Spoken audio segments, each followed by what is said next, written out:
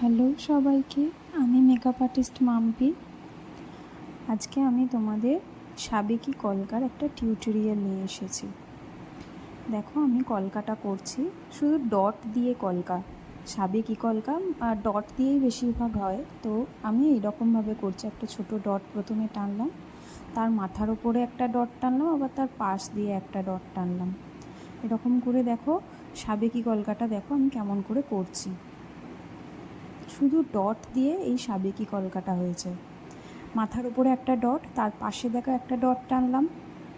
দুদিকেই একইভাবে করছি, না হলে গন্ডগোল হয়ে যায়। তোমরাও তাই করো। পেটের ভেতরে দেখো আবার একটা ডট টানলাম, ভেতর দিকে কমার ভেতরে আবার একটা ডট, আবার তার মাথার উপর। কলকাটা যত শেষের দিকে যাবে তত ছোট ছোট হয়ে যাবে। শেষের দিকেও যদি তোমরা বড় বড় করে করো তাহলে কিন্তু খারাপ লাগবে দেখতে। যত শেষের দিকে যাবে কলকাটা তত ছোট ছোট হবে।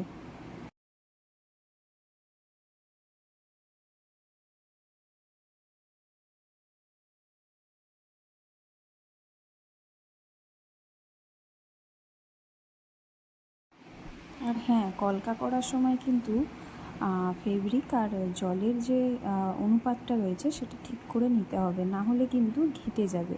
আমার একটা জায়গায় এরকম বেশি জল পড়ে গেছিলো, মানে তুলিটাতে বেশি জল হয়ে গেছিলো। এই জন্যই বলছি তোমরা সব সময় ফেব্রিক আর জলের যে অনুপাতটা আছে সেটা ঠিক করে নেবে, তাহলে না হলে কিন্তু বড় বড় ডট পড়ে যাবে বা বড় বড় কলকাটা হয়ে যাবে, সেগুলো দেখতে ভালো লাগে না। আর লাস্টের দিকে দেখো দুটো ডট দিয়ে তলার দিকে দুটো ডট টেনে আমি লাস্টের দিকে উপরের দিকটা ফিনিশ করলাম। আর উপরের দেখো কমাগুলোর মাথায় আমি ছোট ছোট করে পাতা আর ডট করে দিচ্ছি।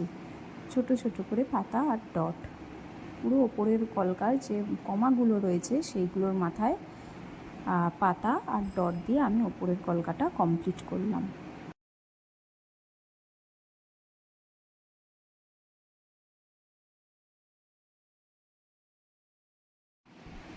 তলার দিকে টিপের নিচে দুটো খালি কমা দিয়েছিলাম, দুটো কমা। আর পাশ থেকে ছোট ছোট করে তুলিটাকে হালকা করে চাপ দিয়ে পাতা এইরকম ছোট ছোট পাতা করে নিয়েছিলাম। ছোট ছোট এগুলো মোটিভ বলে, এগুলোকে ড্রপ বলে। তো এই ড্রপগুলো আমি করে নিয়েছিলাম। ওই দিকেও আমি সেমভাবেই এটাই করে নিয়েছিলাম। আর যত শেষের দিকে যাবে তত ছোট ছোট হতে যাবে।